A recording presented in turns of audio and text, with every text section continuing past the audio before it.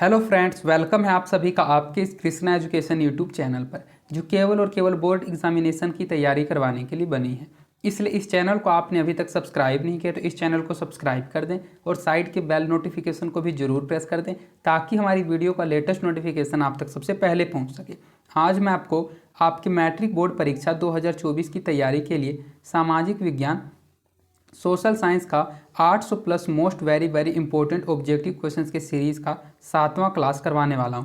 अगर आपने इसके शुरू के 6 क्लास के वीडियो को नहीं देखा है तो आप डिस्क्रिप्शन में दिए गए link social science 800 plus important objective questions के प्लेलिस्ट में जाकर अन्य क्लास की वीडियो को भी जरूर देख लीजिएगा। ये 800 इंपॉर्टेंट क्वेश्चंस इसलिए हैं क्योंकि ये क्वेश्चंस आपके क्वेश्चंस में और मॉडल सेट से लिए गए हैं।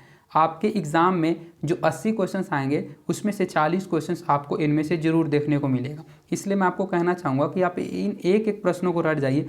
100% आप आपके सोशल साइंस के एग्ज़ाम में ऑब्जेक्टिव क्वेश्चंस में अच्छा स्कोर कीजिएगा जब आपका 2024 में सोशल साइंस का एनुअल एग्ज़ाम होगा। अगर आपको इन क्वेश्चंस का आंसर पता है तो आप लाइव चैट में आंसर देते हुए चलिएगा, और अगर आपके लिए क्वेश्चंस कुछ नए हैं तो आप इन क्वेश्चंस को ध्यान से समझते हुए चलिएगा और इसको याद करते हुए चलिएगा। इन क्वेश्चंस का अगर आपको आंसर सहित पीडीएफ चाहिए तो आप हमारे टेलीग्राम चैनल को ज्वाइन कर लीजिए। टेलीग्राम चैनल पर आपको क्लास 10th के बहुत सारे नोट्स और पीडीएफ मिल जाएंगे जो बिल्कुल मुफ्त में मिलेंगे, जिनको पढ़कर आप अपने एग्ज़ाम की तैयारी आसानी से कर सकते हैं। टेलीग्राम चैनल का लिंक डिस्क्रिप्शन में दिया हुआ है। और तो चलिए बिना किसी देरी के इस क्लास को स्टार्ट करते हैं। इसमें हमारा पहला क्वेश्चन है कि भारत में किस तरह के लोकतंत्र की व्यवस्था की गई है। तो अगर आपको इन क्वेश्चन का आंसर पहले से पता है तो आप कमेंट सेक्शन में इनका आंसर टाइप करते हुए चलिए, और अगर आपके लिए क्वेश्चन नए हैं तो सिर्फ इस वीडियो में लास्ट तक बने हुए रहिएगा। मुझ पर बिलीव करके इस क्वेश्चन को अच्छे से समझते हुए और याद करते हुए चलिएगा। तो क्वेश्चन ये है कि भारत में किस तरह की लोकतंत्र की व्यवस्था की गई है। प्रत्यक्ष लोकतंत्र की, अप्रत्यक्ष लोकतंत्र की, प्रत्यक्ष और अप्रत्यक्ष दोनों की, या फिर इनमें से कोई नहीं। तो आप जानते हैं अच्छे से हैं कि भारत में जो लोकतंत्र की व्यवस्था की गई है वह प्रत्यक्ष लोकतंत्र की व्यवस्था की गई है। तो इसका सही आंसर ऑप्शन नंबर ए हो जाएगा। भारत में जो लोकतंत्र की व्यवस्था की गई है वह प्रत्यक्ष लोकतंत्र की व्यवस्था की गई है।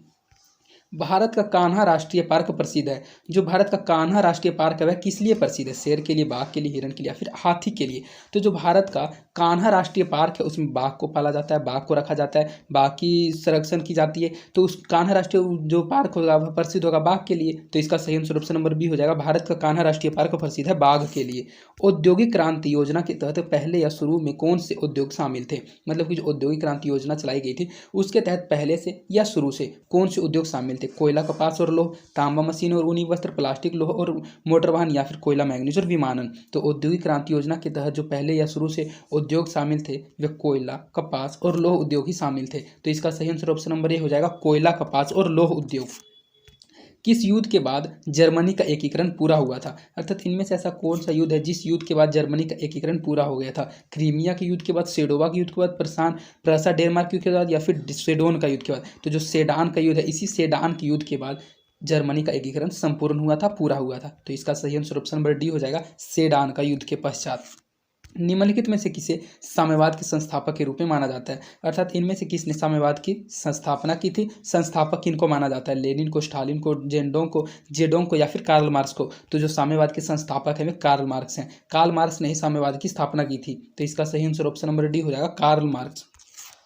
झारखंड के झरिया क्षेत्र में मुख्यतः क्या पाया जाता है। जो झारखंड का झरिया क्षेत्र, उस झरिया क्षेत्र में मुख्यतः क्या पाया जाता है। थोरियम, रेशम, सोना या फिर कोयला। तो आप अच्छे से जानते हैं कि जो झारखंड राज्य है वह सिर्फ और सिर्फ कोयला के लिए प्रसिद्ध है, और वहाँ झरिया क्षेत्र है चाहे कोई क्षेत्र है, अधिकतर क्षेत्रों में कोयला ही पाया जाता है। जमशेदपुर में, जमशेदजी टाटा में ही सिर्फ लोहा और इस्पात पाया जाता है। तो झरिया क्षेत्र में अगर पूछा जाए तो लोहा होगा। तो इसका सही आंसर ऑप्शन नंबर डी हो जाएगा, कोयला।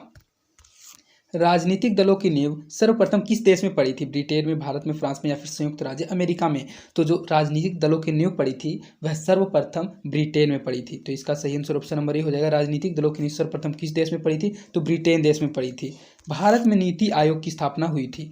भारत में जो नीति आयोग की स्थापना हुई थी वह कब हुई थी। तो नीति आयोग हो रहे क्वेश्चन में योजना आयोग रहे। योजना को ही नीति और नीति को ही योजना कहा जाता है। तो भारत में नीति आयोग या योजना आयोग की स्थापना कब हुई थी। 50 में, 51 में, 2016 में, या फिर 2016 में। तो आप अच्छे से जानते हैं कि भारत में नीति आयोग की स्थापना 1950 ईस्वी में हुई थी। तो इसका सही आंसर ऑप्शन नंबर ए हो जाएगा, 1950 ईस्वी में। साम्यवादी घोषणा पत्र के लेखक कौन थे? जो साम्यवादी घोषणा पत्र थे उसके लेखक कौन थे, मतलब वह पत्र किसने लिखा था? लियो टोल्स्टॉय ने, टस्कनी ने, लेनिन या फिर कार्ल मार्क्स और एंगल्स ने? तो जो साम्यवादी घोषणा पत्र के लेखक हैं वे कार्ल मार्क्स और एंगल्स हैं। इन दोनों ने मिलकर ही साम्यवादी घोषणा पत्र, क्योंकि कार्ल मार्क्स को तो साम्यवादी की संस्थापक कहा जाता है और एंगल्स ने भी मिलकर इस घोषणा पत्र को लिखा था। तो इसका सही आंसर ऑप्शन नंबर डी हो जाएगा, कार्ल मार्क्स और एंगल्स। निम्नलिखित व्यक्तियों में कौन लोकतंत्र में रंगभेद के विरोधी नहीं थे? अर्थात इन चारों में से ऐसा कौन सा व्यक्ति है जिस व्यक्ति ने लोकतंत्र में रंगभेद का विरोधी नहीं किया था? Martin Luther king, Mahatma Gandhi, Olympic धावक टमी स्मिथ एवं जोएल कोरलोस या फिर जेड गुडी? तो इस क्वेश्चन को आप अच्छे से याद रखिएगा, यह बोर्ड एग्जाम में पूछा जाने वाला मोस्ट इंपोर्टेंट क्वेश्चन है कि निम्नलिखित व्यक्तियों में कौन लोकतंत्र में रंगभेद के विरोधी नहीं थे? तो वे जेड गुडी थे। जेड गुडी लोकतंत्र में रंगभेद के विरोधी नहीं थे। तो इसका सही आंसर ऑप्शन नंबर डी हो जाएगा, जेड गुडी। हिंद स्वराज पुस्तक के लेखक कौन थे? यह एक पुस्तक का नाम है हिंद स्वराज। तो यह जो पुस्तक है यह किनके द्वारा लिखा गया, इनके रचनाकार कौन है? महात्मा गांधी, जवाहरलाल नेहरू, सुभाष चंद्र बोस या फिर रविंद्रनाथ टैगोर? तो जो हिंद स्वराज है यह पुस्तक महात्मा गांधी ने लिखा, इसके लेखक महात्मा गांधी जी हैं। तो इसका सही आंसर ऑप्शन नंबर ए हो जाएगा, महात्मा गांधी। निम्नलिखित में कौन सा संस्थान भारत में मुद्रा जारी करने के लिए अधिकृत है? अर्थात इनमें से ऐसा कौन सा संस्थान है जो कि भारत में मुद्रा को जारी करता है, भारत में करेंसी को लागू करता है, नोट को जारी करता है? Reserve bank of India, state bank of India, राष्ट्रपति या फिर संसद? तो आप अच्छे से जानते हैं, आपने अगर नोट पर कभी ध्यान से नहीं देखा तो ध्यान से देखिएगा कि उस पर लिखा हुआ रहता है reserve bank of India, RBI, क्योंकि जो भारत का संसद है, जो संस्थान है RBI, reserve bank of India, यही भारत में मुद्रा को, करेंसी को, नोट को जारी करती है। तो इसका सही आंसर ऑप्शन नंबर ए हो जाएगा, रिजर्व बैंक ऑफ इंडिया। राजनीतिक दलों की मान्यता और उसका चिन्ह किसके द्वारा प्रदान किया गया है? राष्ट्रपति सचिवालय द्वारा, प्रधानमंत्री सचिवालय द्वारा, निर्वाचन आयोग द्वारा या फिर संसद द्वारा? तो राजनीतिक दलों की मान्यता और उसका चिन्ह जो प्रदान किया जाता है वह निर्वाचन आयोग द्वारा किया जाता है। तो इसका सही आंसर ऑप्शन नंबर सी हो जाएगा, निर्वाचन आयोग द्वारा। कौन सा संशोधन अधिनियम द्वारा सरकार का तीसरा स्तर बनाया गया था? अर्थात इनमें से ऐसा कौन सा संशोधन अधिनियम था जिस संशोधन अधिनियम के द्वारा सरकार का तीसरा स्तर को बनाया गया था? 71वां संशोधन, 73वां, 59वां या फिर 64वां? तो जो 71वां संशोधन है, इसी संशोधन में तो सरकार का तीसरा स्तर बनाया गया था। तो इसका सही आंसर ऑप्शन नंबर ए हो जाएगा, 71वां संशोधन। बोल्शेविक क्रांति कब हुई थी? फरवरी 1917 होना चाहिए था, ये जो 3 है ये टाइपिंग डबल टाइपिंग हो गया, मिस्टेक से हो गया। बोल्शेविक क्रांति कब हुई थी? फरवरी 1917 में, नवंबर 1917 में, अप्रैल 1917 में, फिर जुलाई 1905 में। तो 1917 तो सभी बच्चों को डेट याद रहता है, लेकिन भूल जाते हैं मंथ कौन सा था। तो जो बोल्शेविक क्रांति था वह नवंबर 1917 ईस्वी को हुआ था। तो इसका सही आंसर ऑप्शन नंबर बी हो जाएगा, बोल्शेविक क्रांति नवंबर 1917 ईस्वी को हुई थी। हिंद चीन पहुंचने वाले प्रथम व्यापारी कौन थे? यह क्वेश्चन बिल्कुल फेमस क्वेश्चन है, हर बार बोर्ड एग्जाम में पूछा जाता है और क्वेश्चन बैंक में रिपीटेड क्वेश्चन है, बहुत ज़्यादा इजी क्वेश्चन है कि हिंद चीन जो पहुंचने वाले प्रथम व्यापारी थे वे कौन थे? अंग्रेज थे, फ्रांसीसी थे, पुर्तगाली थे, फिर डच थे? तो इस क्वेश्चन का आंसर तो बच्चे भी दे देंगे कि हिंद चीन में पहुंचने वाले जो प्रथम व्यापारी थे वे पुर्तगाली थे। तो इसका सही आंसर ऑप्शन नंबर सी हो जाएगा, पुर्तगाली।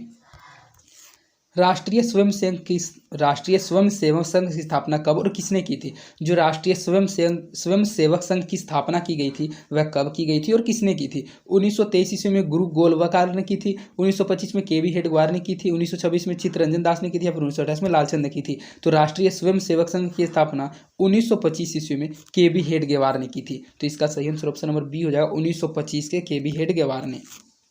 इंग्लैंड में सभी पुरुषों एवं स्त्रियों को वयस्क मताधिकार कब प्राप्त हुआ था? तो इंग्लैंड में जो वयस्क पुरुष और स्त्री थी उनको पहले वोट देने का अधिकार नहीं था, तो यह मताधिकार, वोट देने का अधिकार कब प्राप्त हुआ था? 1838 में, 81 में, 1918 में या फिर 1932 ईस्वी में?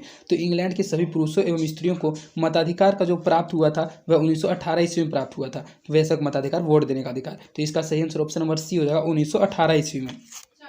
कौन सा सामाजिक वर्ग बुद्धिजीवी वर्ग के रूप में उभर कर आया था? उद्योगपति वर्ग, पूंजीपति वर्ग, श्रमिक वर्ग या फिर मध्यम वर्ग? तो कौन सा ऐसा सामाजिक बुद्धिजीवी वर्ग था, कौन सा ऐसा सामाजिक वर्ग था जो कि बुद्धिजीवी वर्ग के रूप में उभर कर आया था? उद्योगपति वर्ग, पूंजीपति, श्रमिक या फिर मध्यम वर्ग? तो ये जो मध्यम वर्ग है यही बाद में बुद्धिजीवी वर्ग के रूप में उभर कर आया था। तो इसका सही आंसर ऑप्शन नंबर डी हो जाएगा, मध्यम वर्ग। प्राचीन काल में किस स्थल मार्ग से एशिया और यूरोप का व्यापार होता था? मतलब प्राचीन काल में, पुराने समय में ऐसा कौन सा स्थल मार्ग था जिस स्थल मार्ग से एशिया और यूरोप का व्यापार होता था? सूती मार्ग, रेशम मार्ग, उत्तरापथ या फिर दक्षिणी पथ? तो यह जो रेशम मार्ग था, इसी रेशम मार्ग से प्राचीन काल में एशिया और यूरोप का व्यापार होता था। तो इसका सही आंसर ऑप्शन नंबर बी हो जाएगा, रेशम मार्ग। आर्थिक संकट के कारण यूरोप में कौन सी नई शासन प्रणाली का उदय हुआ था? साम्यवादी शासन प्रणाली का, लोकतांत्रिक शासन प्रणाली का, फ्रांसीवादी नाजीवादी शासन का या फिर पूंजीवादी शासन प्रणाली का? तो जो आर्थिक संकट के कारण यूरोप में नई शासन प्रणाली का उदय हुआ था वह जो प्रणाली था, वह जो संकट था वह था फांसीवादी नाजीवादी शासन। तो इसका सही आंसर ऑप्शन नंबर सी हो जाएगा। आर्थिक संकट के कारण यूरोप में जो नई शासन प्रणाली का उदय हुआ था वह था फांसीवादी नाजीवादी शासन। किस पत्र ने रातों रात वर्नाकुलर प्रेस एक्ट से बचने के लिए अपनी भाषा बदल दी थी? ऐसा कौन सा पत्र था जिस पत्र ने वर्नाकुलर प्रेस एक्ट से बचने के लिए अपनी भाषा ही बदल दी थी? हरिजन पत्र, भारत मित्र पत्र, अमृत बाजार पत्रिका या फिर हिंदुस्तान रिव्यू? तो यह जो अमृत बाजार पत्रिका है इसी ने रातों रात अपनी भाषा बदल ली थी क्योंकि वह वर्नाकुलर प्रेस एक्ट से बचना चाहती थी। तो इसका सही आंसर ऑप्शन नंबर सी हो जाएगा, अमृत बाजार पत्रिका ने। किसने कहा मुद्रण ईश्वर की दी गई महानतम देन है, सबसे बड़ा तोहफा है? यह जो पंक्ति है बहुत ही इंपॉर्टेंट पंक्ति है और यह बोर्ड एग्जाम में पूछा जाता है, क्वेश्चन बैंक में भी रिपीटेड क्वेश्चन है कि किसने इस पंक्ति को कहा था कि मुद्रण ईश्वर की दी गई महानतम देन है और सबसे बड़ा तोहफा है? महात्मा गांधी ने, मार्टिन लूथर ने, पेंगम मुगम्मद ने या फिर ईसा मसीह ने? तो इस पंक्ति को कहा गया था मार्टिन लूथर के द्वारा। तो इसका सही आंसर ऑप्शन नंबर बी हो जाएगा, मार्टिन लूथर ने इस पंक्ति को कहा था। सोपानी कृषि किस राज्य में प्रचलित है? हरियाणा में, पंजाब में, बिहार में या फिर उत्तराखंड में? तो क्वेश्चन यहाँ आता है सीढ़ीनुमा कृषि किस राज्य में प्रचलित है, तो उसको भी आपका आंसर मारना है उत्तराखंड। और सोपानी और सीढ़ीनुमा दोनों एक ही चीज़ होता है, तो इसका सही आंसर ऑप्शन नंबर डी हो जाएगा, सोपानी कृषि उत्तराखंड राज्य में प्रचलित है। प्राणियों के शरीर में कितना प्रतिशत जल की मात्रा निहित होती है, अर्थात प्राणी के जो शरीर होते हैं उन शरीर में कितना प्रतिशत जल की मात्रा हो रहती है, निहित रहती है? 55%, 60%, 65% या फिर 70%? तो प्राणियों के शरीर में 65% जल की मात्रा हमेशा निहित होती है। तो इसका सही आंसर ऑप्शन नंबर सी हो जाएगा, 65%। वन संरक्षण एवं प्रबंधन की दृष्टि से वनों को कितने वर्गों में वर्गीकृत किया गया है? 4 वर्गों में, 3 वर्गों में, 5 वर्गों में या फिर इनमें से किसी भी प्रकार के वर्गों में नहीं? तो वन संरक्षण एवं प्रबंधन की दृष्टि से वनों को कुल 3 वर्गों में वर्गीकृत किया गया, 3 वर्गों में बांटा गया है। तो इसका सही आंसर ऑप्शन नंबर बी हो जाएगा, 3 वर्गों में। एक एनजीओ की वानिकी रिपोर्ट के अनुसार 1948 में विश्व में कितने हेक्टेयर भूमि पर वन का विस्तार था? अर्थात एनजीओ एक संस्था का एक सर्वे का नाम होता है। तो जब उन्होंने वानिकी रिपोर्ट के अनुसार एक सर्वे किया था 1948 ईस्वी में, तो पूरे विश्व में कितना हेक्टेयर भूमि था जिस भूमि पर वन का विस्तार था? 600 करोड़ हेक्टेयर में, 400 करोड़ हेक्टेयर में, 800 या फिर 500 करोड़ हेक्टेयर में? तो एनजीओ की वानिकी रिपोर्ट के अनुसार 1948 ईस्वी में विश्व में 400 हेक्टेयर भूमि पर वन का विस्तार था। तो इसका सही आंसर ऑप्शन नंबर बी हो जाएगा, 400 हेक्टेयर भूमि पर। 1 टन इस्पात बनाने में कितने मैंगनीज का उपयोग होता है? तो सबसे पहले आपको यह याद होना चाहिए कि 1 टन जो इस्पात होता है कितने मैंगनीज के उपयोग से बनता है? 5 किलोग्राम से, 10 किलोग्राम से, 15 किलोग्राम से या फिर 20 किलोग्राम से? तो 1 टन इस्पात बनाने के लिए कुल मैंगनीज की आवश्यकता 10 किलोग्राम होनी चाहिए। तो इसका सही आंसर ऑप्शन नंबर बी हो जाएगा, 10 किलोग्राम मैंगनीज से ही 1 टन इस्पात बनाया जा सकता है। तो इसका सही आंसर ऑप्शन नंबर बी हो जाएगा, 10 किलोग्राम। कोयले का सर्वोत्तम प्रकार कौन सा है? मतलब इनमें से ऐसा कौन सा प्रकार है जो कि कोयला का सबसे उत्तम प्रकार है? एंथ्रेसाइट, पीट, लिग्नाइट या फिर बिटुमिन्स? तो ये जो एंथ्रेसाइट है यही कोयले का सबसे उत्तम सर्वोत्तम प्रकार है। तो इसका सही आंसर ऑप्शन नंबर हो जाएगा, एंथ्रेसाइट। इनमें कौन सा उपभोक्ता उद्योग है? पेट्रो रसायन, लौह इस्पात, चीनी उद्योग या फिर चित्ररंजन लोकोमोटिव? तो यह जो उपभोक्ता उद्योग है, उपभोक्ता उद्योग कौन सा उद्योग है? तो इसमें जो उपभोक्ता उद्योग है चीनी उद्योग है। उपभोक्ता उद्योग उसे कहा जाता है जिसे उपभोग में लाया जाता है, खाने पीने वस्तुओं में यूज किया जाता है। तो पेट्रो, लौह और चित्ररंजन लोकोमोटिव, इन चीज़ों को आप खाने चीज़ों में, खाद्य पदार्थों में यूज नहीं कर सकते हैं, लेकिन चीनी उद्योग एक ऐसा उद्योग है जो कि उपभोक्ता उद्योग के अंतर्गत आता है। तो इसका सही आंसर ऑप्शन नंबर सी हो जाएगा, चीनी उद्योग। भारतीय अंतर्देशीय जलमार्ग प्राधिकरण का गठन किस वर्ष किया गया था? 86 में, 88 में, 89 में या फिर 1985 ईस्वी में? तो जो भारतीय अंतर्देशीय जलमार्ग प्राधिकरण का गठन किया गया था वह 1986 ईस्वी में किया गया था। तो इसका सही आंसर ऑप्शन नंबर सी हो जाएगा, ऑप्शन नंबर ए हो जाएगा, 1986 ईस्वी में। पाइराइट किस प्रकार का खनिज है? यह जो पोइराइट है किस प्रकार का खनिज है? धात्विक, अधात्विक, परमाणु या फिर ईंधन? तो यह जो पाइराइट खनिज है यह खनिज एक है धात्विक प्रकार का। तो इसका सही आंसर ऑप्शन नंबर ए हो जाएगा, पाइराइट धात्विक प्रकार का खनिज है। 2001 की जनगणना के अनुसार बिहार की नगरीय आबादी कितनी है? 20.5%, 15.5%, 10.5% या फिर 25.5%? तो जब 2001 में सर्वे हुआ था तो उस सर्वे के अनुसार, उस जनगणना के अनुसार बिहार की जो नगरीय आबादी है वह 10.5% है। तो इसका सही आंसर ऑप्शन नंबर सी हो जाएगा, 10.5%। संघ सरकार का उदाहरण है अमेरिका, चीन, ग्रेट ब्रिटेन या फिर इनमें से कोई नहीं? तो जो संघ सरकार का उदाहरण है वह सिर्फ और सिर्फ अमेरिका है। तो इसका सही आंसर ऑप्शन नंबर ए हो जाएगा, संघ सरकार का उदाहरण अमेरिका है। भारतीय लोकतंत्र में सत्ता के विरुद्ध जन आक्रोश किस दशक से प्रारंभ हुआ था? 1960 के दशक में, 70 के दशक से, 80 के दशक से या फिर 1990 के दशक से? तो जो भारतीय लोकतंत्र में सत्ता के विरुद्ध जनता का आक्रोश जो प्रारंभ हुआ था वह 1970 के दशक से प्रारंभ हो गया था। तो इसका सही आंसर ऑप्शन नंबर बी हो जाएगा, 1970 के दशक से। चिपको आंदोलन निम्नलिखित में से किससे संबंधित है? चिपको आंदोलन कहाँ हुआ था? तो उत्तराखंड में हुआ था। किनके द्वारा किया गया था? इनका नेतृत्व किसने किया था? तो सुंदरलाल बहुगुणा ने किया था। इन बातों को आपको अच्छे से याद रखना है। तो ये जो चिपको आंदोलन था ये किससे संबंधित है? पेड़ बचाने से, आर्थिक शोषण की मुक्ति से, शराबखोरी के विरुद्ध आवाज, या फिर कांग्रेस पार्टी के विरोध से? तो क्वेश्चन यह होना चाहिए था कि चिपको आंदोलन निम्नलिखित में से किससे संबंधित नहीं है? तो आंसर हो जाता option number D, Congress party के विरोध से। क्योंकि चिपको आंदोलन पेड़ बचाने से भी संबंधित है, आर्थिक शोषण की मुक्ति से भी संबंधित है और शराबखोरी के विरुद्ध अवरोध से भी संबंधित है, लेकिन वह कांग्रेस पार्टी के विरोध से संबंधित नहीं है। तो यहाँ नहीं छूट गया, क्वेश्चन में नहीं होना चाहिए था। तो इसका सही आंसर ऑप्शन नंबर डी हो जाएगा। चिपको आंदोलन निम्नलिखित में से किससे संबंधित नहीं है? तो कांग्रेस पार्टी के विरोध से संबंधित नहीं है। ताड़ी विरोधी आंदोलन निम्नलिखित में से किस प्रांत में शुरू किया गया था? बिहार में, उत्तर प्रदेश में, आंध्र प्रदेश में, या फिर तमिलनाडु में? तो ताड़ी विरोधी आंदोलन, जो ताड़ी होता है उसका जो विरोध किया गया था, उसका एक आंदोलन चलाया गया था, वह किस प्रांत में, किस राज्य में चलाया गया था? तो वह आंध्र प्रदेश में चलाया गया था। तो इसका सही आंसर ऑप्शन नंबर सी हो जाएगा, आंध्र प्रदेश में। राजनीतिक दलों की नींव सर्वप्रथम किस देश में पड़ी थी? ग्रेट ब्रिटेन में, भारत में, फ्रांस में, या फिर संयुक्त राज्य अमेरिका में? तो जो राजनीतिक दलों की सर्वप्रथम नींव पड़ी थी वह ग्रेट ब्रिटेन देश में पड़ी थी। तो इसका सही आंसर ऑप्शन नंबर हो जाएगा ग्रेट ब्रिटेन में। गठबंधन की सरकार बनाने की महानतम संभावना किस प्रकार की दलीय व्यवस्था में रहती है? एक दलीय व्यवस्था में, द्विदलीय व्यवस्था में, बहुदलीय व्यवस्था में, या फिर इनमें से कोई नहीं? तो गठबंधन की सरकार बनने की जो महानतम संभावना होती है वह सिर्फ और सिर्फ बहुदलीय व्यवस्था में ही होती है। तो इसका सही आंसर ऑप्शन नंबर सी हो जाएगा, बहुदलीय व्यवस्था में। इसके बाद आपका इस वीडियो का लास्ट क्वेश्चन है कि निम्नलिखित में से कौन सा राष्ट्रीय दल नहीं है? अर्थात इनमें से ऐसा कौन सा दल है जो कि एक राष्ट्रीय दल नहीं है? भारतीय राष्ट्रीय कांग्रेस राष्ट्रीय, बहुजन समाज पार्टी यह भी राष्ट्रीय दल है, लोक जनशक्ति पार्टी यह नहीं है राष्ट्रीय दल, भारतीय जनता पार्टी बीजेपी जिसकी तो अभी सरकार ही चल रही है, भारतीय जनता पार्टी बीजेपी जिसके जो भी प्राइम मिनिस्टर बने हुए हैं नरेंद्र मोदी, तो यह भी राष्ट्रीय दल है। तो इसमें जो ऑप्शन नंबर सी है, लोक जनशक्ति पार्टी, यह एक राष्ट्रीय दल नहीं है। तो इसका सही आंसर ऑप्शन नंबर सी हो जाएगा, लोक जनशक्ति पार्टी राष्ट्रीय दल नहीं है। तो क्वेश्चन ये है कि जो यूरोप का मरीज है वह किसे कहा जाता था? तुर्की को, इटली को, इंग्लैंड को, फिर फ्रांस को? तो यूरोप का मरीज हमेशा तुर्की को कहा जाता था। तो इसका सही आंसर ऑप्शन नंबर ए हो जाएगा, यूरोप का मरीज किसे कहा जाता था? तो यूरोप का मरीज तुर्की को कहा जाता था। लिच्छवी गणतंत्र भारत के किस राज्य में अवस्थित है? यह जो लिच्छवी गणतंत्र है यह भारत के किस राज्य में अवस्थित है? किस राज्य में स्थित है? बिहार में, राजस्थान में, महाराष्ट्र में, या फिर त्रिपुरा में? तो यह जो लिच्छवी गणतंत्र है यह भारत के बिहार राज्य में अवस्थित है, जिस राज्य में हम लोग रहते हैं। तो इसका सही आंसर ऑप्शन नंबर ए हो जाएगा, बिहार राज्य में।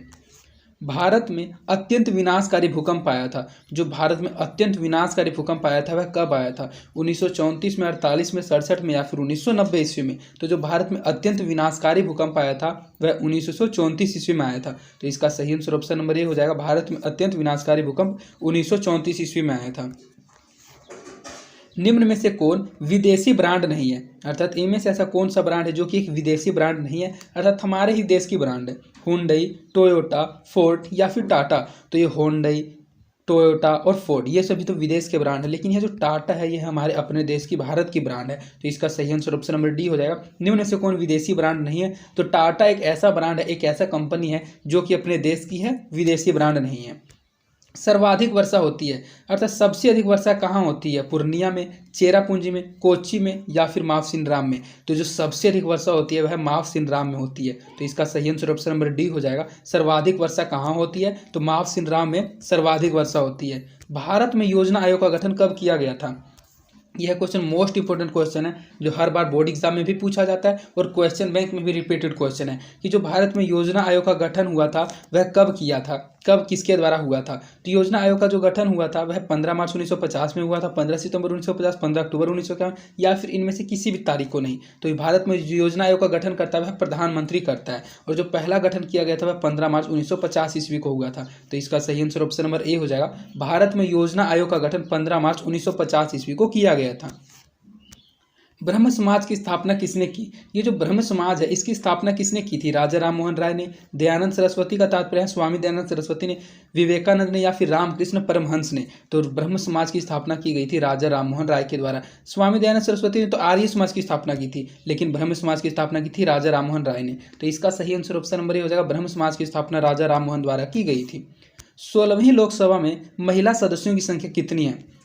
मतलब कि जो 16वीं लोकसभा हुई थी तो उसमें जो महिलाओं की संख्या थी वह कितनी थी? 61, 63, 67 या फिर 65? तो 16वीं लोकसभा में महिलाओं सदस्य की संख्या जो थी वह 61 थी, मतलब उस लोकसभा में जो महिलाएं थी वह 61 महिलाएं थी। तो इसका सही आंसर ऑप्शन नंबर ए हो जाएगा 61। भारतीय राष्ट्रीय कांग्रेस की स्थापना कब हुई थी? यह क्वेश्चन भी मोस्ट इंपोर्टेंट क्वेश्चन है, जो एक जनरल नॉलेज का भी क्वेश्चन है, आपको याद रहना चाहिए कि भारतीय राष्ट्रीय कांग्रेस की स्थापना कब हुई थी और कहाँ हुई थी। तो कहाँ हुई थी? तो मुंबई में हुई थी। इसको आपको अच्छे से याद रखना है कि भारतीय राष्ट्रीय कांग्रेस की स्थापना मुंबई में हुई थी 1885 में, 90 में, 95 या फिर 1900 ईस्वी में हुई थी। तो भारतीय राष्ट्रीय कांग्रेस की स्थापना 1885 ईस्वी में हुई थी, मुंबई में हुई थी। तो इसका सही आंसर ऑप्शन नंबर ए हो जाएगा 1885 ईस्वी में। हिंदुस्तान रिव्यू का प्रकाशन किसने आरंभ किया था? ये जो हिंदुस्तान रिव्यू है, इसका जो प्रकाशन शुरुआत किया था वह किसने किया था? रामकृष्ण वर्मा ने, श्री कृष्ण सिंह ने, मजहरुल हक ने या फिर सच्चिदानंद सिन्हा ने? तो हिंदुस्तान रिव्यू का जो प्रकाशन आरंभ किया था वह सच्चिदानंद सिन्हा ने किया था। तो इसका सही आंसर ऑप्शन नंबर डी हो जाएगा, सच्चिदानंद सिन्हा ने। 16वीं लोकसभा का चुनाव किस वर्ष हुआ था? जो 16वीं लोकसभा का चुनाव हुआ था वह किस वर्ष हुआ था? 12 में, 13 में, 14 में या फिर 15 में? तो 16वीं लोकसभा का चुनाव किया गया था 2014 ईस्वी में। तो इसका सही आंसर ऑप्शन नंबर सी हो जाएगा 2014 में। नरेगा के अंतर्गत ग्रामीण मजदूरों को साल में कम से कम कितने दिनों के लिए रोजगार देने की व्यवस्था है? यह जो नरेगा है यह एक योजना है, एक संस्था है। तो पूछा यह जा रहा है कि नरेगा के अंतर्गत जो मजदूर होते हैं उनको साल में कम से कम कितने दिनों के लिए रोजगार देने की व्यवस्था है? 100 दिनों के लिए, 125 दिनों के लिए, 150 दिनों के लिए या फिर 200 दिनों के लिए? तो नरेगा के अंतर्गत किसी भी मजदूर को साल में कम से कम 100 दिनों के लिए रोजगार देने की व्यवस्था है। तो इसका सही आंसर ऑप्शन नंबर ए हो जाएगा, 100 दिनों के लिए। इनमें से कौन सा सबसे लंबा राष्ट्रीय राजमार्ग है? मतलब इनमें से ऐसा कौन सा राजमार्ग है जो कि सबसे लंबा राष्ट्रीय राजमार्ग है? राजमार्ग संख्या 2, राजमार्ग संख्या 3, 5 या फिर 7? तो यह जो राजमार्ग संख्या 7 है यह एक राष्ट्रीय राजमार्ग है और सबसे लंबा राष्ट्रीय राजमार्ग है। तो इसका सही आंसर ऑप्शन नंबर डी हो जाएगा, राष्ट्रीय राजमार्ग संख्या 7 ही सबसे लंबा राष्ट्रीय राजमार्ग है। नेपा नगर प्रसिद्ध है। यह जो नेपा नगर है यह किस लिए प्रसिद्ध है? चीनी के लिए, सीमेंट के लिए, अखबारी कागज़ के लिए या फिर सूती कपड़ों के लिए? तो नेपा नगर इसलिए प्रसिद्ध है क्योंकि वहाँ अखबारी कागज़ बहुत अधिक होते हैं और अखबारी कागज़ के लिए वह प्रसिद्ध है। तो इसका सही आंसर ऑप्शन नंबर सी हो जाएगा, नेपा नगर प्रसिद्ध है अखबारी कागज़ के लिए। पीतल बनाया जाता है, यह जो पीतल है यह किससे बनाया जाता है? तांबे से, जस्ते से, तांबा और जस्ता दोनों से, या फिर तांबा, जस्ता और टीन से? तो जो पीतल होता है वह तांबा और जस्ता का मिश्रण होता है, अर्थात तांबा और जस्ता दोनों से बनाया जाता है। तो इसका सही आंसर ऑप्शन नंबर सी हो जाएगा, पीतल बनाया जाता है तांबा और जस्ता दोनों से। कागज का आविष्कार किस देश में हुआ था? कागज का आविष्कार, मुद्रण का आविष्कार, टाइपिंग का आविष्कार, प्रिंटिंग का आविष्कार? ये चारों क्वेश्चन एक ही क्वेश्चन है, चारों का आंसर आपको एक ही मारना है। तो जो कागज का आविष्कार हुआ था वह सर्वप्रथम किस देश में हुआ था? चीन में, जर्मनी में, जापान में या फिर रोम में? तो कागज का आविष्कार सर्वप्रथम चीन देश में हुआ था। प्रिंटिंग का भी शुरुआत सर्वप्रथम चीन देश में हुआ था। मुद्रण का भी शुरुआत सर्वप्रथम चीन देश में हुआ था। तो इसका सही आंसर ऑप्शन नंबर ए हो जाएगा, कागज का आविष्कार चीन देश में हुआ था।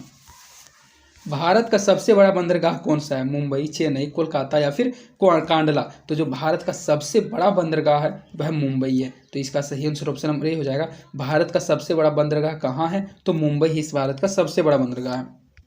पटना में गोल घर किस उद्देश्य से बनाया गया था? यह क्वेश्चन भी मोस्ट इंपोर्टेंट क्वेश्चन है। यह संस्कृत में भी पूछा जाता है और सोशल साइंस में भी पूछा जाता है। तो दोनों का आपको याद रखना है कि जो पटना में गोल घर बनाया गया था उसको बनाने का उद्देश्य क्या था? सैनिक रखने के लिए, अस्त्र शस्त्र रखने के लिए, अनाज रखने के लिए या फिर पूजा करने के लिए? तो पटना में गोल घर बनाने का उद्देश्य यही था कि उसमें अनाज रखा जाता था आगे की सेफ्टी के लिए। तो पटना में गोल घर किस उद्देश्य से बनाया गया था? तो अनाज रखने के उद्देश्य से बनाया गया था। तो इसका सही आंसर ऑप्शन नंबर सी हो जाएगा, अनाज रखने के लिए। अंतर्राष्ट्रीय श्रमिक संगठन की स्थापना किस वर्ष हुई थी? जो अंतर्राष्ट्रीय श्रमिक संगठन थी उसकी स्थापना किस वर्ष हुई थी? 1917 में, 1919 में, 1921 में या फिर 1923 ईस्वी में? तो जो अंतर्राष्ट्रीय श्रमिक संगठन की स्थापना की गई थी वह 1919 ईस्वी में हुई थी। तो इसका सही आंसर ऑप्शन नंबर बी हो जाएगा, 1919 ईस्वी में। ग्राम कचहरी का प्रधान कौन होता है? जो ग्राम कचहरी होता है उसका प्रधान कौन होता है? पंच, सरपंच, प्रमुख या फिर न्याय मित्र? तो जो ग्राम कचहरी का प्रधान होता है वह सरपंच होता है। तो इसका सही आंसर ऑप्शन नंबर बी हो जाएगा, ग्राम कचहरी का प्रधान कौन होता है? तो ग्राम कचहरी का प्रधान सरपंच। यंग यूरोप का संस्थापक कौन था? ये जो यंग यूरोप का संस्थापक था मतलब कि इसकी स्थापना किसने की थी? मेजिनी ने, गैरिबाल्डी ने, विक्टर इमैनुअल या फिर मुसोलिनी ने? तो जो यंग यूरोप का संस्थापक था वह मेजिनी था। मेजिनी के द्वारा यंग यूरोप की स्थापना की गई थी। तो इसका सही आंसर ऑप्शन नंबर ए हो जाएगा, यंग यूरोप का संस्थापक कौन था? तो मेजिनी था। गांधी जी ने साबरमती आश्रम की स्थापना किस वर्ष की थी? जो गांधी जी थे हमारे महात्मा गांधी जी, उन्होंने एक साबरमती आश्रम की स्थापना की थी। तो वह साबरमती आश्रम की स्थापना किस वर्ष की थी? 1895 में, 1915 में या फिर 1917 ईस्वी में? तो गांधी जी ने साबरमती आश्रम की स्थापना 1915 ईस्वी में की थी। तो इसका सही आंसर ऑप्शन नंबर सी हो जाएगा, 1915 ईस्वी में। झारखंड राज्य का गठन कब हुआ था? यह भी क्वेश्चन मोस्ट इंपोर्टेंट क्वेश्चन है, बहुत बार बोर्ड एग्जाम में पूछा जा चुका है कि जो झारखंड राज्य था, उस झारखंड राज्य का निर्माण कब हुआ था, उसका गठन कब हुआ था? तो आप पहले जानते हैं कि बिहार और झारखंड पहले दोनों एक राज्य था, लेकिन इस ईस्वी को झारखंड को अलग कर दिया गया था बिहार से और उसको एक अलग राज्य का दर्जा दे दिया गया था। तो वह कौन से कब हुआ था उसका गठन? 1 नवंबर 2000 में, 9 नवंबर 2000 ईस्वी में, 15 नवंबर 2000 ईस्वी में या फिर 15 नवंबर 2001 ईस्वी में? तो 2000 तो सभी बच्चों को याद रह जाता है कि 2000 ईस्वी में झारखंड राज्य का गठन किया गया था, लेकिन तारीख में सभी भूल जाते हैं। तो इसका सही तारीख ऑप्शन नंबर सी हो जाएगा, 15 नवंबर 2000 ईस्वी को झारखंड राज्य का गठन हुआ था। तो इसका सही आंसर ऑप्शन नंबर सी होगा। झारखंड राज्य का गठन कब हुआ था? तो 15 नवंबर 2000 ईस्वी को हुआ था। 1977 की लोकसभा के चुनाव में किस दल को स्पष्ट बहुमत मिला था? भारतीय जनता पार्टी को अर्थात बीजेपी को, जनता पार्टी को, भारतीय राष्ट्रीय कांग्रेस को या फिर भारतीय कम्युनिस्ट पार्टी को? तो 1977 की जो लोकसभा की चुनाव थी उसमें ऐसा कौन सा दल था जिसको स्पष्ट बहुमत मिला था? तो उस समय का जो दल था वह जनता पार्टी था। तो इसका सही आंसर ऑप्शन नंबर बी हो जाएगा। जनता पार्टी को 1970 की लोकसभा में स्पष्ट रूप से मिला था बहुमत। लोकतंत्र जनता का, जनता के द्वारा और जनता के लिए शासन है, यह कथन किसका है? यह जो कथन है लोकतंत्र जनता का, जनता के द्वारा जनता के लिए शासन है, यह किसका कथन है? इस कथन को किसने कहा है? अरस्तु ने, जॉर्ज वाशिंगटन ने, अब्राहम लिंकन या फिर लॉर्ड बायरस ने? तो ये जो अब्राहम लिंकन जी थे इन्होंने इस कथन को कहा था कि लोकतंत्र जनता का, जनता के द्वारा और जनता के लिए शासन है। इसका सही आंसर ऑप्शन नंबर सी हो जाएगा, अब्राहम लिंकन। और एक कथन वाला एक क्वेश्चन और आता है कि संसाधन होते नहीं बनते हैं, ऐसा ही एक कथन होता है और उस कथन के जो कहने वाले वे कौन है? तो वे जिम्मरमैन है और इस कथन को कहने वाले अब्राहम लिंकन है। तो दोनों कथन को आपको याद रखना है, दोनों में से एक ना एक कथन जरूर एग्जाम में पूछा जाएगा। तो लोकतंत्र जनता का, जनता के द्वारा जनता के लिए शासन है, यह कथन अब्राहम लिंकन का है। मंदार हिल किस जिले में स्थित है? यह जो मंदार हिल है यह किस जिला में है? मुंगेर में, भागलपुर में, बांका में, फिर बक्सर में? तो मंदार हिल बांका जिला में स्थित है। तो इसका सही आंसर ऑप्शन नंबर सी हो जाएगा। मंदार हिल किस जिले में स्थित है? तो बांका जिले में स्थित है। इनमें से कौन सी प्राकृतिक आपदा नहीं है? अर्थात इनमें से ऐसा कौन सा आपदा है जो कि एक प्रकृति के द्वारा आने वाली आपदा नहीं है, मानव जनित आपदा है? आतंकवाद, सुनामी, बाढ़ या फिर भूकंप? तो इस टाइप के क्वेश्चन का आंसर तो आप जरूर दे दीजिएगा। आपके माइंड के अनुसार इस क्वेश्चन का आंसर आपको देना है कि आतंकवाद ही एक ऐसा आपदा है जो कि प्राकृतिक आपदा नहीं है, यह मानव जनित आपदा है। तो इसका सही आंसर ऑप्शन नंबर ए हो जाएगा। इनमें से कौन प्राकृतिक आपदा नहीं है? तो आतंकवाद एक प्राकृतिक आपदा नहीं है। सबसे उत्तम किस्म का कोयला होता है? जो सबसे उत्तम किस्म का कोयला होता है वह क्या होता है? पीट, लिग्नाइट, एंथ्रेसाइट या फिर बिटुमिन? तो जो सबसे उत्तम किस्म का कोयला होता है वह एंथ्रेसाइट होता है। तो इसका सही आंसर ऑप्शन नंबर सी हो जाएगा। सबसे उत्तम किस्म का कोयला कौन सा होता है? तो एंथ्रेसाइट सबसे उत्तम किस्म का कोयला होता है। निम्न में कौन सी स्थिति लोकतंत्र की सफलता के लिए सबसे आवश्यक है? अर्थात इनमें से ऐसा कौन सा स्थिति है जो कि लोकतंत्र की सफलता के लिए सबसे आवश्यक स्थिति है? मजबूत जनमत, निरक्षर नागरिक, मजबूत सेंसर बोर्ड या फिर नियंत्रित मीडिया और प्रेस? तो यह जो स्थिति है मजबूत जनमत, अर्थात सभी लोग मजबूती से अपने मत को, अपने वोट को किसी एक जगह देंगे तो उसी समय लोकतंत्र की सफलता निर्भर करती है। तो इसका सही आंसर ऑप्शन नंबर ए हो जाएगा। लोकतंत्र की स्थिति के लिए जो मजबूत सफलता वाली स्थिति हो जाएगी वह मजबूत जनमत होगा। तो इसका सही आंसर ऑप्शन नंबर ए हो जाएगा, मजबूत जनमत। सुनामी किस स्थान पर आती है? यह भी क्वेश्चन मोस्ट इंपोर्टेंट क्वेश्चन है और बहुत ज़्यादा ईजी क्वेश्चन है कि जो सुनामी है वह किस स्थान पर आती है? तटीय क्षेत्र में, आसमान में, समुद्र में या फिर इनमें से कोई नहीं? तो जो सुनामी है वह हमेशा समुद्र में आती है। तो इसका सही आंसर ऑप्शन नंबर सी हो जाएगा कि सुनामी किस स्थान पर आती है? तो सुनामी समुद्र में आती है। निम्न में से कौन सा पंचायती राज व्यवस्था का दूसरा स्तर है? मतलब कि आपको सबसे पहले यह पता रहना चाहिए कि पंचायती राज व्यवस्था का कितना स्तर होता है। तो पंचायती राज व्यवस्था का कुल 3 स्तर होते हैं और इसका दूसरा स्तर इनमें से कौन सा है? ग्राम पंचायत, जिला पंचायत, पंचायत समिति या फिर नगर पालिका? तो जो दूसरा स्तर होता है पंचायती राज व्यवस्था का वह पंचायत समिति होता है। तो इसका सही आंसर ऑप्शन नंबर सी हो जाएगा। पंचायत समिति ही पंचायती राज व्यवस्था का दूसरा स्तर है। चावल किस प्रकार की जलवायु का पौधा है? तो सबसे पहले तो एक क्वेश्चन यह पूछा जाता है कि चावल किस प्रकार की फसल है? तो खरीफ फसल है। और इसमें पूछा जा रहा है कि चावल किस प्रकार की जलवायु का पौधा है उष्ण जलवायु का पौधा है शीतोष्ण, उष्ण आर्द्र या फिर उष्ण शुष्क। तो जो चावल है वह उष्ण आर्द्र प्रकार की जलवायु का पौधा है। तो इसका सही आंसर ऑप्शन नंबर सी हो जाएगा उष्ण आर्द्र। चावल कौन सा फसल है, तो खरीफ फसल तो सभी जानते हैं, लेकिन यह भी क्वेश्चन बहुत बार बोर्ड एग्जाम में पूछ दिया जाता है। इसको भी आपको अच्छे से याद रखना है कि चावल किस प्रकार की जलवायु का पौधा है, तो वह उष्ण आर्द्र जलवायु का पौधा है। तो इसका सही आंसर ऑप्शन नंबर सी हो जाएगा उष्ण आर्द्र। किस वर्ष साइमन कमीशन भारत आया था? जो साइमन कमीशन था वह किस ईस्वी को भारत आया था? 1922 में, 1924 में, 1927 में या फिर 1928 ईस्वी में? तो जो साइमन कमीशन है वह 1928 ईस्वी में भारत आया था। तो इसका सही आंसर ऑप्शन नंबर डी हो जाएगा, साइमन कमीशन 1928 ईस्वी में भारत आया था। निम्न में से कौन सा आधुनिक मुद्रा का एक रूप है, अर्थात इनमें से ऐसा कौन सा एक मुद्रा का रूप है जो कि आधुनिक मुद्रा का अर्थात वर्तमान की करेंसी का रूप है? सोने के सिक्के, कागज के नोट, चांदी के सिक्के या फिर इनमें से कोई नहीं? तो आप अच्छे से जानते हैं कि वर्तमान में जो मुद्रा का रूप चलता है वह कागज के नोट चलते हैं। आप जो करेंसी का यूज करते हैं वह करेंसी कागज का नोट ही तो होता है। तो इसका सही आंसर ऑप्शन नंबर बी हो जाएगा। निम्न में से कौन सा आधुनिक मुद्रा का एक रूप है? तो कागज के नोट ही एक आधुनिक मुद्रा का रूप है। तो इसका सही आंसर ऑप्शन नंबर बी हो जाएगा, कागज के नोट। इस टाइप के क्वेश्चन का आंसर आप अपने माइंड के अनुसार भी दे सकते हैं। हमारा नेक्स्ट क्वेश्चन है कि इनमें से कौन सी राज्य की विशेषता नहीं है? इनमें से ऐसा कौन सा चीज़ है जो कि एक राज्य की विशेषता नहीं है? जनसंख्या, सरकार, संप्रभुता या फिर इनमें से कोई नहीं? तो इनमें से ऐसी कौन सी चीज़ है जो कि एक राज्य की विशेषता नहीं है? तो ये जो सरकार है इसको राज्य से कोई लेना देना नहीं है, यह राज्य की विशेषता नहीं है। तो इसका सही आंसर ऑप्शन नंबर बी हो जाएगा, सरकार। जिस देश की राष्ट्रीय आय अधिक होता है वह देश कहलाता है, अर्थात वैसा देश जिस देश का राष्ट्रीय आय अधिक हो तो वह देश क्या कहलाएगा? अविकसित, विकसित, अर्धविकसित या फिर इनमें से कोई नहीं? तो जिस देश का राष्ट्रीय आय ही अधिक होगा वह देश तो बिल्कुल 100% विकसित कहलाएगा। तो इसका सही आंसर ऑप्शन नंबर बी हो जाएगा, विकसित। और अगर आपने अभी तक इस यूट्यूब चैनल को सब्सक्राइब नहीं किया तो रेड बटन को दबाकर सब्सक्राइब करते हैं ताकि आगे भी आपको ऐसी लेटेस्ट वीडियो की नोटिफिकेशन मिलती रहे। हमारा नेक्स्ट क्वेश्चन ये है कि निम्न में से कौन सा मुद्रा का एक आधुनिक रूप नहीं है?